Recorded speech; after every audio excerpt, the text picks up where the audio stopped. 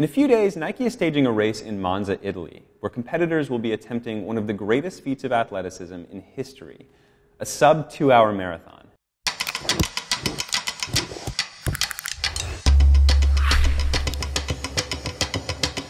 To do it, Nike's tapped 3 of the world's very best long-distance runners, and if any of them is to break 2 hours, he'll need to maintain an average pace of at least 13.1 miles per hour for 120 consecutive minutes.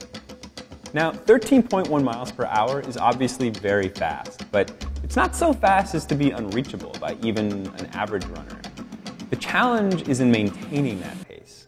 And so, in that respect, what distinguishes a world-class distance runner from an average one? To answer that question, we've done 2 things. First, we invited members of Wired's running club to see how long they could last on a treadmill running at 13.1 miles per hour. And second, we called this guy. My name is Michael Joyner. I'm a physician researcher at the Mayo Clinic, and I'm an expert in human performance. So how'd we do on the treadmill test? 13.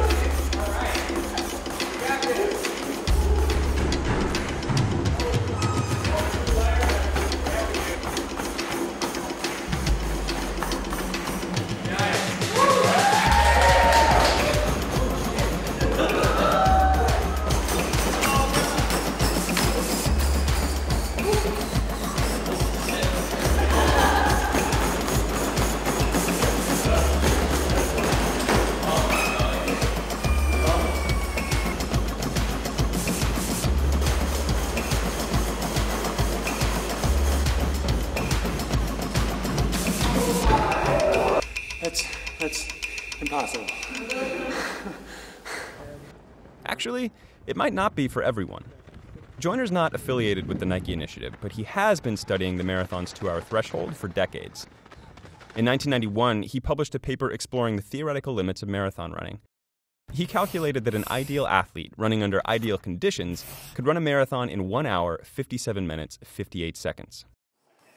We asked him to explain why none of us will ever run a marathon that fast, but why one of these guys just might. The 3 things that determine distance running performance are VO2 max, or maximal oxygen uptake, lactate threshold, and running economy or efficiency. VO2 max is basically a measure of how much oxygen you can get out of the air and into your tissues. It's typically expressed in units of milliliters of oxygen per kilogram of body weight per minute. If you don't exercise but are otherwise young and healthy, your VO2 max is likely in the 30s or 40s.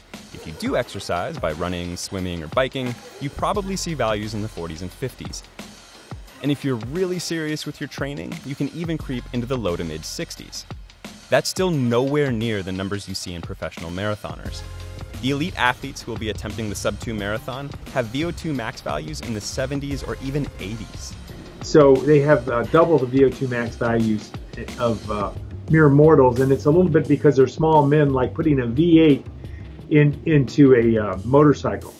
If you think of VO2 max as the size of your engine relative to the size of your car, then lactate threshold is a little like the red line meter on your car's dash. It's the level of effort at which lactate and other metabolites start accumulating exponentially in your blood. That's a limit you want to avoid overshooting in an endurance race. It's usually given as a percentage of your VO2 max, and for untrained people, it's around 60%.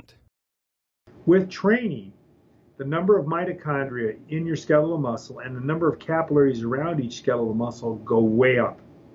This permits people to start to work at 70, 80, even 85 or 90% of their maximum. So it's like going from having a tachometer with a red line on it in your car at 5,000 to a Ferrari with one at 8,000 or 9,000. That leaves running economy.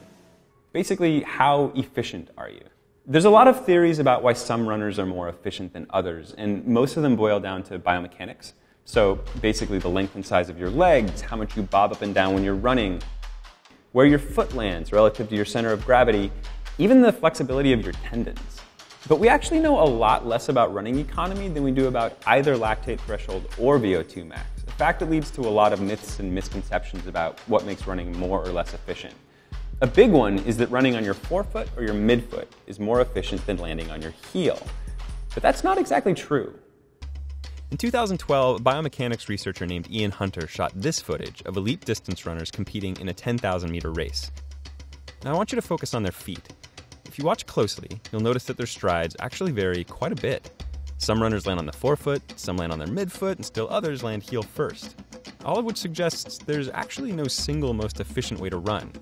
In fact, it tends to vary quite a bit on a case-by-case basis.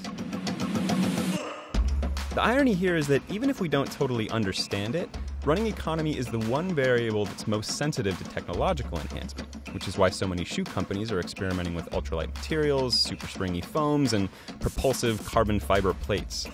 All of which, by the way, Nike has included in its new shoe, which it claims will boost the efficiency of its runners by as much as 4%, which is crazy, especially when you consider how efficient these guys are to begin with.